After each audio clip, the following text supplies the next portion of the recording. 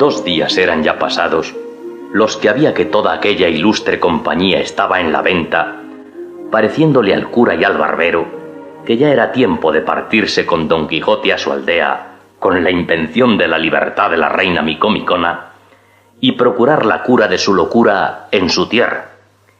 Y lo que ordenaron fue que se concertaron con un carretero de bueyes que acaso acertó a pasar por allí para que lo llevase en esta forma. Hicieron una como jaula de palos enrejados, capaz que pudiese en ella caber holgadamente Don Quijote.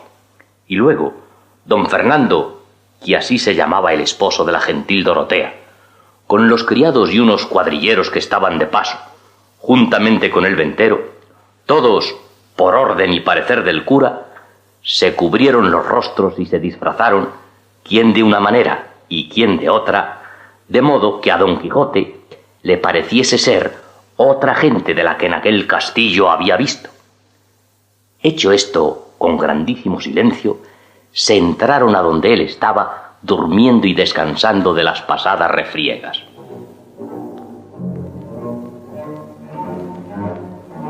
Llegáronse a él, que libre y seguro de tal acontecimiento dormía, y asiéndole fuertemente, le ataron muy bien las manos y los pies, de modo que cuando él despertó con sobresalto, no pudo menearse ni hacer otra cosa más que admirarse y suspenderse de ver delante de sí tan extraños visajes.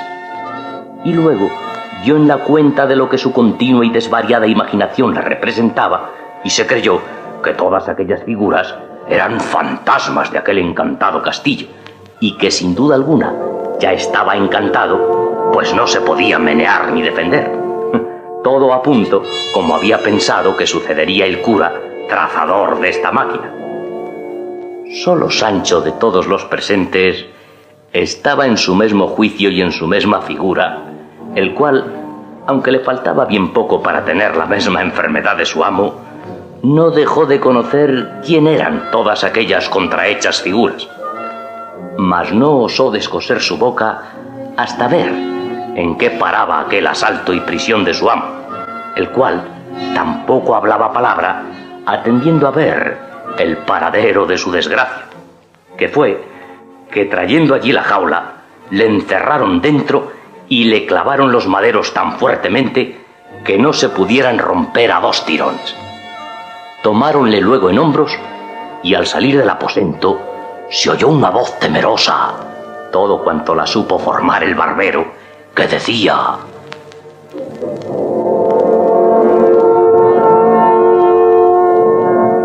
«Oh caballero de la triste figura, no te dé afincamiento la prisión en que vas, porque así conviene para acabar más presto la aventura en que tu gran esfuerzo te puso.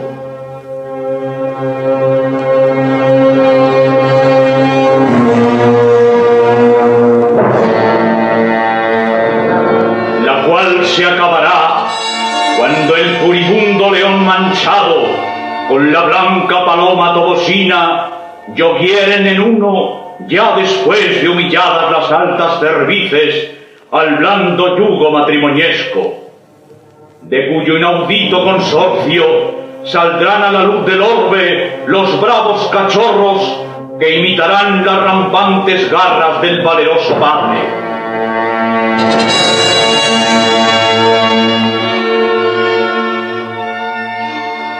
Y esto será antes que el seguidor de la fugitiva ninfa haga 2 vegadas la visita de las lucientes imágenes con su rápido y natural curso. Y tú, oh el más noble y obediente escudero, que tuvo espada en cinta, barbas en rostro y olfato en las narices, no te desmaye ni descontente ver llevar ansí delante de tus ojos mismos a la flor de la caballería andante, que presto, si al plasmador del mundo le place, te verás tan alto y tan sublimado que no te conozcas, y no saldrán defraudadas las promesas que te ha hecho tu buen señor.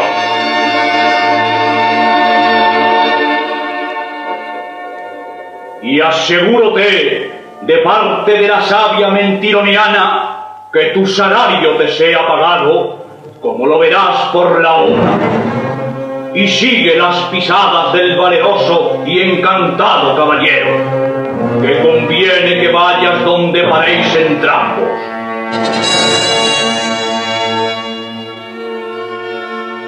Y porque no me es lícito decir otra cosa, adiós queda, que yo me vuelvo a donde yo me sé.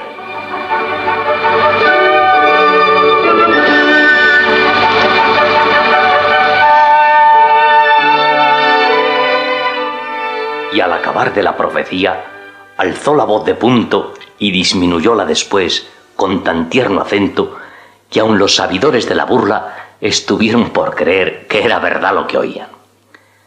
Quedó Don Quijote consolado con la escuchada profecía, porque luego coligió de todo en todo la significación de ella y vio que le prometían el verse ayuntado en santo y debido matrimonio con su querida Dulcinea del Toboso, de cuyo felice vientre saldrían los cachorros que eran sus hijos para gloria perpetua de la Mancha.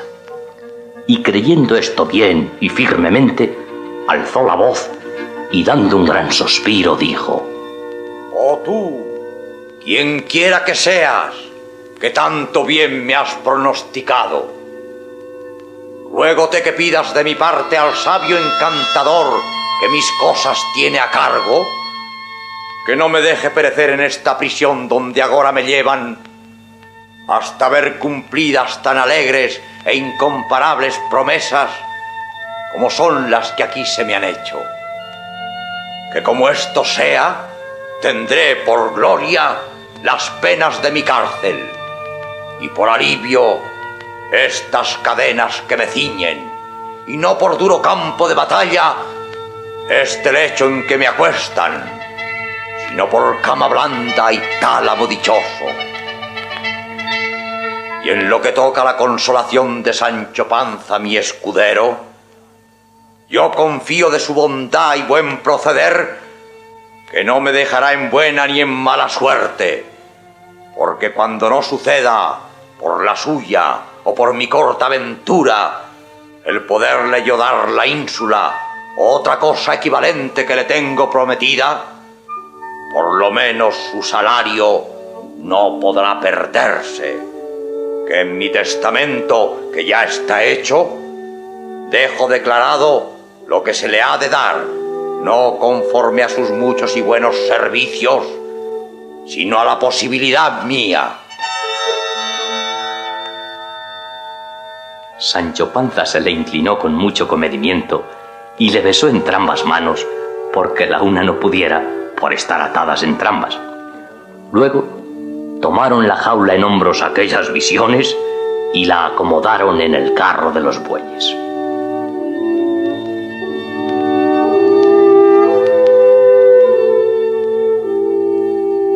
Cuando Don Quijote se vio de aquella manera, enjaulado y encima del carro, dijo: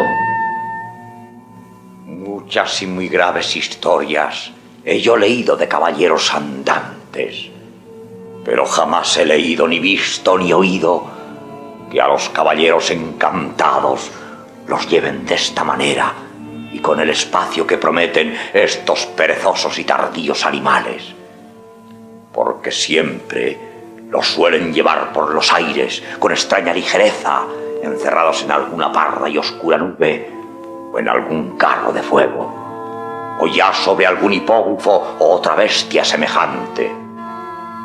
Pero que me lleven a mí agora sobre un carro de bueyes, vive Dios que me pone en confusión. Pero quizá la caballería y los encantos de estos nuestros tiempos deben de seguir otro camino que siguieron los antiguos. Y también podría ser que como yo soy nuevo caballero en el mundo y el primero que ha resucitado el ya olvidado ejercicio de la caballería aventurera, también nuevamente se hayan inventado otros géneros de encantamentos y otros modos de llevar a los encantados. ¿Qué te parece de esto, Sancho, hijo? No sé yo lo que me parece, por no ser tan leído como vuestra merced en las escrituras andantes. Pero con todo eso os haría afirmar y jurar que estas visiones que por aquí andan no son del todo católicas. ¿Católicas? Mi padre, ¿cómo han de ser católicas si son todo demonios que han tomado cuerpos fantásticos para venir a hacer esto y a ponerme en este estado? Y si quieres ver esta verdad, tócalos y pálpalos y verás cómo no tienen cuerpo sino de aire y cómo no consiste más en la apariencia. Por Dios, señor, ya yo los he tocado. Y este diablo que aquí anda tan solícito es rollizo de carnes y tiene otra propiedad muy diferente de la que yo he oído decir que tienen los demonios. Porque según se dice, todos huelen a piedra azufre y a otros malos olores, pero este huele a ámbar de media legua. Decía esto Sancho por don Fernando, que como tan señor debía de oler a lo que Sancho decía. No te maravilles de eso, Sancho amigo, porque te hago saber que los diablos saben mucho, y puesto que traigan olores consigo, ellos no huelen nada porque son espíritus, y si huelen, no pueden oler cosas buenas, sino malas y hediondas.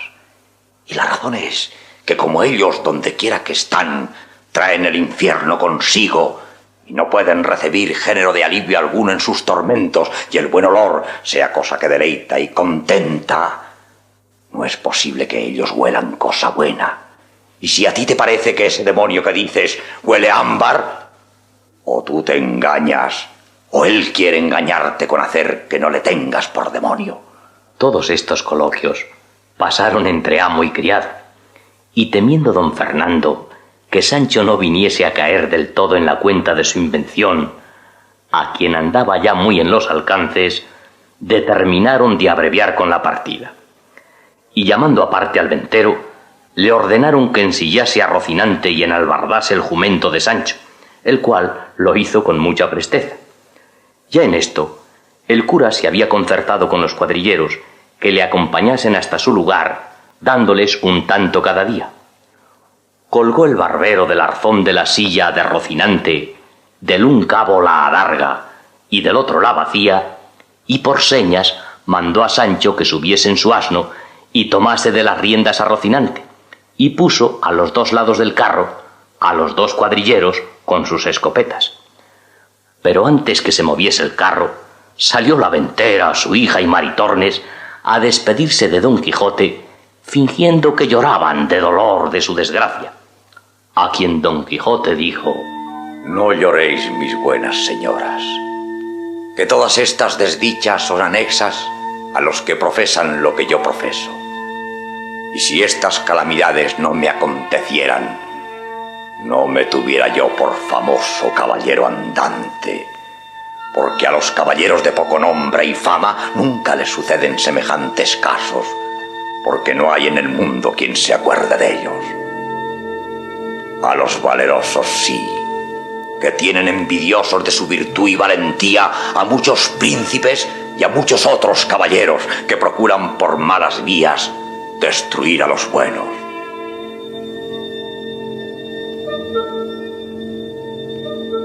Pero con todo eso, la virtud es tan poderosa que por sí sola, a pesar de toda la nigromancia que supo su primer inventor Zoroastes, saldrá vencedora de todo trance y dará de sí luz en el mundo, como la da el sol en el cielo. Perdonadme, hermosas damas, si algún desaguisado, por descuido mío, os he hecho, que de voluntad y a sabiendas jamás le di a nadie. Y rogad a Dios me saque de estas prisiones donde algún malintencionado encantador me ha puesto, que si de ellas me veo libre, no se me caerán de la memoria las mercedes que en este castillo me habedes fecho, para gratificallas, servillas y recompensallas como ellas merecen.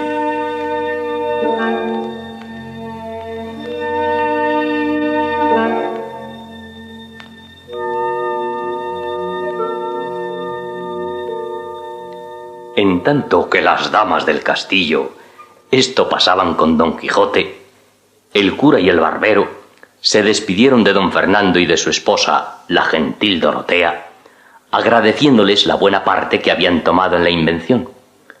Y con esto subieron a caballo con sus antifaces porque no fuesen luego conocidos de Don Quijote y pusiéronse a caminar tras el carro. Y la orden que llevaban era esta.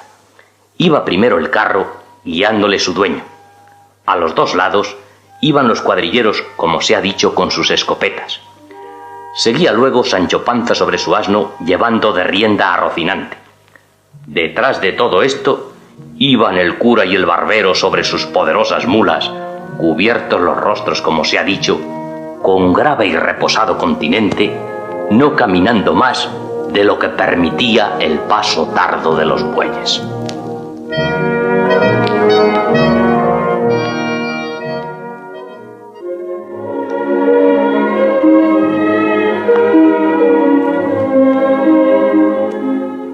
Iba Don Quijote sentado en la jaula, las manos atadas, tendidos los pies y arrimado a las verjas, con tanto silencio y tanta paciencia, como si no fuera hombre de carne, sino estatua de piedra.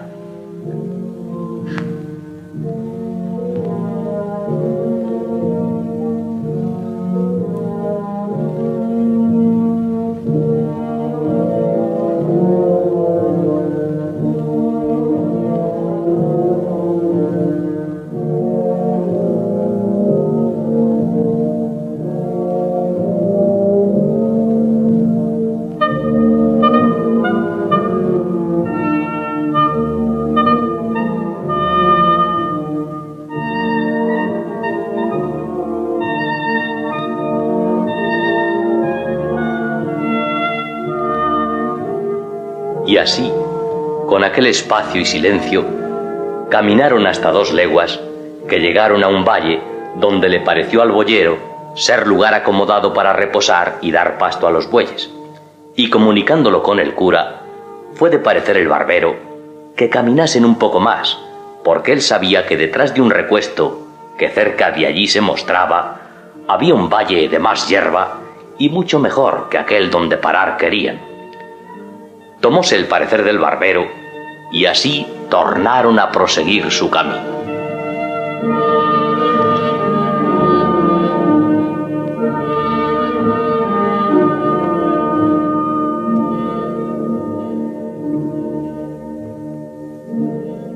En esto volvió el cura el rostro y vio que a sus espaldas venían hasta 6 o 7 hombres de a caballo, bien puestos y aderezados, de los cuales fueron presto alcanzados porque caminaban no con la flema y reposo de los bueyes, sino como quien iba sobre mulas de canónigos y con deseo de llegar presto a sestear a la venta, que a menos de 1 legua de allí se parecía.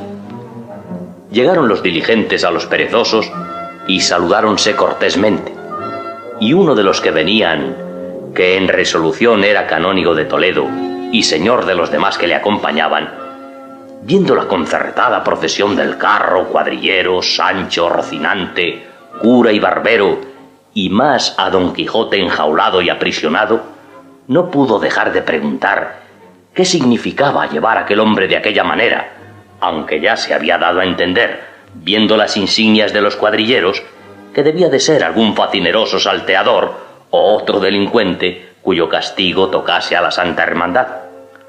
Uno de los cuadrilleros, a quien fue hecha la pregunta, respondió ansí: Señor, lo que significa ir este caballero de esta manera, dígalo él, porque nosotros no lo sabemos. Oyó Don Quijote la plática y dijo: Por dicha vuestras mercedes, señores caballeros, son versados y peritos en esto de la caballería andante, porque si lo son, comunicaré con ellos mis desgracias, y si no, no hay para qué me cansen decillas. Y a este tiempo habían ya llegado el cura y el barbero, viendo que los caminantes estaban en pláticas con Don Quijote de la Mancha, para responder de modo que no fuese descubierto su artificio. El canónigo, a lo que Don Quijote dijo, respondió: En verdad, hermano, que sé más de libros de caballerías que de las súmulas de Villalpando. Ansí que, si no está más que en esto, seguramente podéis comunicar conmigo lo que quisiérdes. A la mano de Dios. Pues así es. Quiero, señor caballero, que sepades que yo voy encantado en esta jaula por envidia y fraude de malos encantadores, que la virtud más es perseguida de los malos que amada de los buenos. Caballero andante soy, y no de aquellos de cuyos nombres jamás la fama se acordó para eternizarlos en su memoria, sino de aquellos que a despecho y pesar de la mesma envidia y de cuantos magos crió Persia, brahmanes la India, ginosofistas la Etiopía, han de poner su nombre en el templo de la inmortalidad, para que sirva de ejemplo y dechado en los venideros siglos, donde los caballeros andantes vean los pasos que han de seguir si quisieren llegar a la cumbre y alteza honrosa de las armas. Dice verdad el señor Don Quijote de la Mancha, que él va encantado en esta carreta, no por sus culpas y pecados, sino por la mala intención de aquellos a quienes la virtud enfada y la valentía enoja. Este es, señor, el caballero de la triste figura, si ya le oísteis nombrar en algún tiempo, cuyas valerosas hazañas y grandes hechos serán escritos en bronces duros y en eternos mármoles, por más que se canse la envidia en escurecerlos y la malicia en ocultarlos. Cuando el canónigo oyó hablar al preso y al libre en semejante estilo, estuvo por hacerse la cruz de admirado y no podía saber lo que le había acontecido. Y en la misma admiración cayeron todos los que con él venían. En esto, Sancho Panza, que se había acercado a oír la plática, para adobarlo todo, dijo: Ahora, señores, quiéranme bien o quiéranme mal por lo que dijere, el caso de ello es que así va encantado mi señor Don Quijote como mi madre. Él tiene su entero juicio, él come y bebe y hace sus necesidades como los demás hombres y como las hacía ayer antes que le enjaulasen. Siendo esto así, ¿cómo quieren hacerme a mí entender que va encantado? Pues yo he oído decir a muchas personas que los encantados ni comen, ni duermen, ni hablan, y mi amo, si no le van a la mano, hablará más que 30 procuradores. Y volviéndose a mirar al cura, prosiguió: señor cura, pensaba vuestra merced que no le conozco, y pensará que yo no calo y adivino a dónde se encaminan estos nuevos encantamentos. Pues sepa que le conozco, por más que se encubra el rostro, y sepa que le entiendo, por más que disimule sus embustes. En fin, donde reina la envidia no puede vivir la virtud, ni a donde hay escasez la liberalidad. Malaya el diablo, que si por su reverencia no fuera, esta fuera ya la hora que mi señor estuviera casado con la infanta Micomicona, y yo fuera conde por lo menos. Pues no se podía esperar otra cosa, así de la bondad de mi señor el de la triste figura, como de la grandeza de mis servicios. Pero ya veo que es verdad lo que se dice por ahí, que la rueda de la fortuna anda más lista que una rueda de molino, y que los que ayer estaban en pinganitos, hoy están por el suelo. De mis hijos y de mi mujer me pesa, pues cuando podían y debían esperar ver entrar a su padre por sus puertas, hecho gobernador o visorrey de alguna ínsula o reino, le verán entrar hecho mozo de caballos.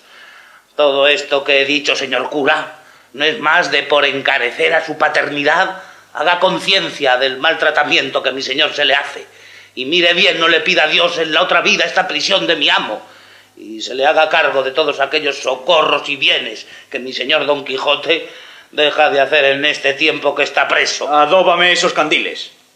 También vos, Sancho, sois de la cofradía de vuestro amo. Vive el señor, que voy viendo que le habéis de tener compañía en la jaula y que habéis de quedar tan encantado como él por lo que os toca de su humor y de su caballería.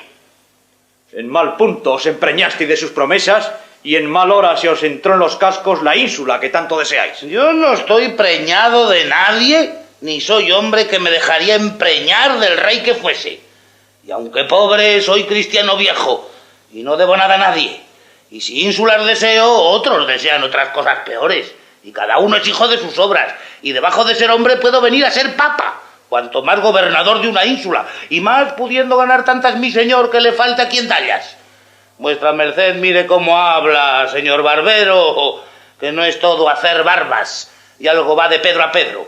Dígolo porque todos nos conocemos. Y a mí no se me ha de echar dado falso. Y en esto del encanto de mi amo, Dios sabe la verdad. Y quédese aquí, porque es peor meneallo. No quiso el barbero responder a Sancho, porque no descubriese con sus simplicidades lo que él y el cura tanto procuraban encubrir. Y por este mismo tenor había el cura dicho al canónigo que caminasen un poco delante, que él le diría el misterio del enjaulado con otras cosas que le diesen gusto. Hízolo así el canónigo, y adelantándose con sus criados y con él, estuvo atento a todo aquello que decirle quiso de la condición, vida, locura y costumbres de Don Quijote, contándole brevemente el principio y causa de su desvarío y todo el progreso de sus sucesos hasta haberlo puesto en aquella jaula, y el designio que llevaban de llevarle a su tierra para ver si por algún medio hallaban remedio a su locura. Admiráronse de nuevo los criados y el canónigo de oír la peregrina historia de Don Quijote. Verdaderamente, señor cura, yo hallo por mi cuenta que son perjudiciales en la República estos que llaman libros de caballerías. Y aunque he leído, llevado de un ocioso y falso gusto, casi el principio de todos los más que hay impresos, jamás me he podido acomodar a leer ninguno del principio al cabo, porque me parece que cual más, cual menos, todos ellos son una mesma cosa, y no tiene más este que aquel, ni estotro que el otro. Y puesto que el principal intento de semejantes libros sea deleitar, no sé yo cómo puedan conseguirle, yendo llenos de tantos y tan desaforados disparates. Pues qué hermosura puede haber, o qué proporción de partes con el todo y del todo con las partes, en un libro o fábula donde un mozo de 16 años da una cuchillada a un gigante como una torre y le divide en dos mitades como si fuera de alfeñique. Pues qué diremos de la facilidad con que una reina o emperatriz heredera se conduce en los brazos de un andante y no conocido caballero. Qué ingenio, si no es del todo bárbaro e inculto, podrá contentarse leyendo que una gran torre llena de caballeros va por la mar adelante, como nave con próspero viento, y hoy anochece en Lombardía, y mañana amanezca en tierras del preste Juan de las Indias, o en otras, que ni las descubrió Ptolomeo ni las vio Marco Polo. Fuera de esto, son en el estilo duros, en las hazañas increíbles, en los amores lascivos, en las cortesías mal mirados, largos en las batallas, necios en las razones, disparatados en los viajes y finalmente ajenos de todo discreto artificio. Y por esto, dignos de ser desterrados de la República Cristiana como agente inútil. El cura le estuvo escuchando con grande atención y parecióle hombre de buen entendimiento y que tenía razón en cuanto decía. Y así le dijo que por ser él de su misma opinión y tener ojeriza los libros de caballerías, había quemado todos los de Don Quijote, que eran muchos, y contóle el escrutinio que de ellos había hecho y los que había condenado al fuego y dejado con vida, de que no poco se rió el canónigo. A este punto de su coloquio llegaban el canónigo y el cura, cuando adelantándose el barbero, llegó a ellos y dijo al cura: Aquí, señor licenciado, es el lugar que yo dije que era bueno para que, sesteando nosotros, tuviesen los bueyes fresco y abundoso pasto. Así me lo parece a mí. Y diciéndole al canónigo lo que pensaba hacer, él también quiso quedarse con ellos, convidado del sitio de un hermoso valle que a la vista se les ofrecía.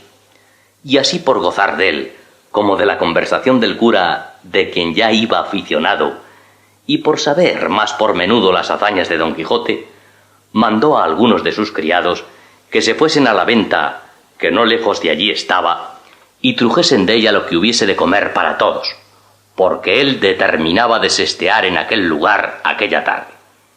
A lo cual uno de sus criados respondió que la fémila del repuesto, que ya debía de estar en la venta, traía recado bastante para no obligar a tomar de la venta más que cebada. Pues así es, llévense allá todas las cabalgaduras y hacer volver la acémila. En tanto que esto pasaba, viendo Sancho que podía hablar a su amo sin la continua asistencia del cura y el barbero, que tenía por sospechosos, se llegó a la jaula donde iba su amo y le dijo lo que se contará en capítulo aparte.